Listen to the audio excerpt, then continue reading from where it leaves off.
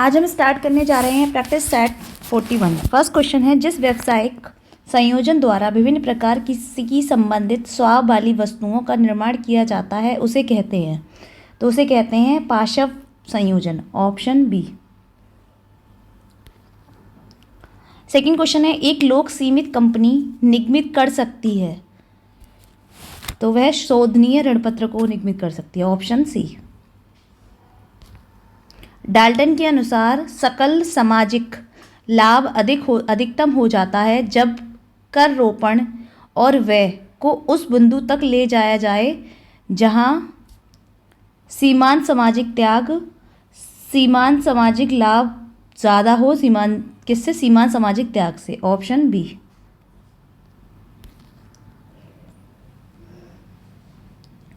निम्नलिखित कथनों का अध्ययन कीजिए एवं नीचे दिए गए उत्तर संकेत के अनुसार अपना उत्तर दीजिए। प्रेरणात्मक मजदूरी योजना का निम्नलिखित लक्ष्य है, तो इनमें से कौन सा सही लक्ष्य है उसका वो बताना है आपको, ठीक है।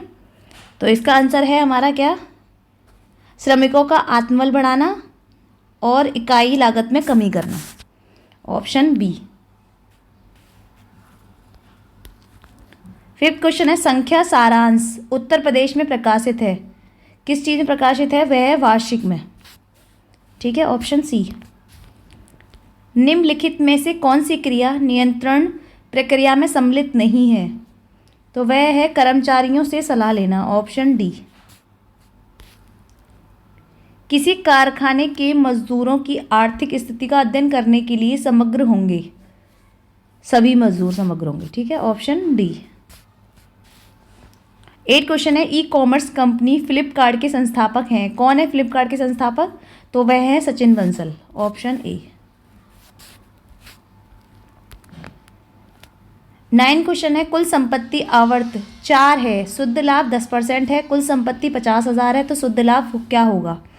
तो देखिए शुद्ध लाभ क्या होगा, एसेट आपको निकालना है। देखिए एसेट टर्नओवर रेशो दे रखा है, ठीक है, asset turnover ratio is equal to क्या आएगा, सेल्स अपॉन एसेट, ठीक है। स्टॉक टर्नओवर दे रखा है ये आपको 4, तो 4 बराबर सेल कितनी दे रखी है, सेल दे रखी है, नहीं दे रखी कुछ भी सेल, तो सेल नहीं दे रखी, अपॉन एसेट दे रखा है कितना, 50,000, तो 50,000, तो 50,000 का कैची गुणा कर देंगे, 50,000 इंटू 4, तो कितना आ गया, 2 लाख सेल आ गई आपकी। और निकालना क्या था, इसमें से शुद्ध लाभ निकालना था, ठीक है। 2 लाख सेल आ गई, क्या निकालना है, शुद्ध लाभ, तो 2 लाख का 10% निकाल दो, सीधे सीधे शुद्ध लाभ का परसेंट दे रखा है, तो 2 लाख का 10% कितना आ गया, 20,000, ऑप्शन डी।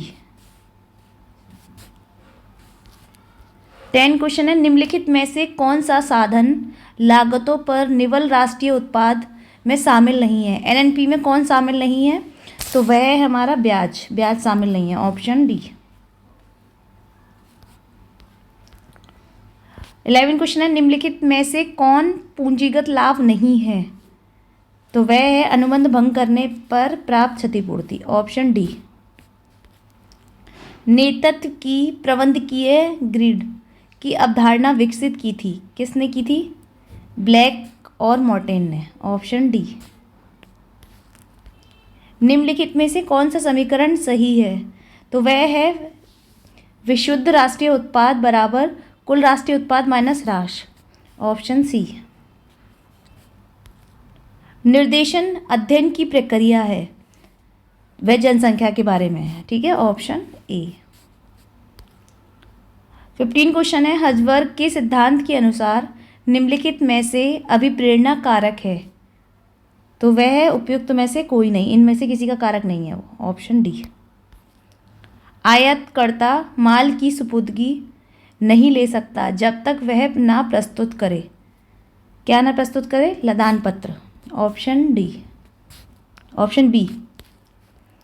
निम्नलिखित में से कौन सा समीकरण सही है, देखिए सूचनाओं की रचना में केवल प्रतिनिधि वस्तुओं का चुनाव किया जाता है, यदि गेहूं का भाव 50% बढ़ते हैं तो नमक के भाव 50% कम हो जाते हैं, तो उपभोक्ता मूल्य सूचकांक अपरिवर्तित रहेगा, तो दोनों ही आंसर इसके क्या है, सही हैं।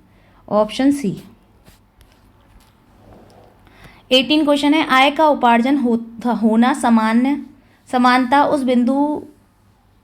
उस समय बिंदु पर मान्य होता है जब बिक्री कर दी जाती है तब। Option A. 19 क्वेश्चन है, हिग्स हेल्सन वक्र बताता है, तो वह वक्र क्या बताता है, बताता है अर्थव्यवस्था में वास्तविक क्षेत्र संतुलन। Option B. तरलता जाल की अवधारणा किसने विकसित की थी, तो वह की थी कीन्स ने। Option A. आज की क्लास हम यहीं पे ख़त्म करते हैं, कल फिर मिलेंगे हम नेक्स्ट क्लास में।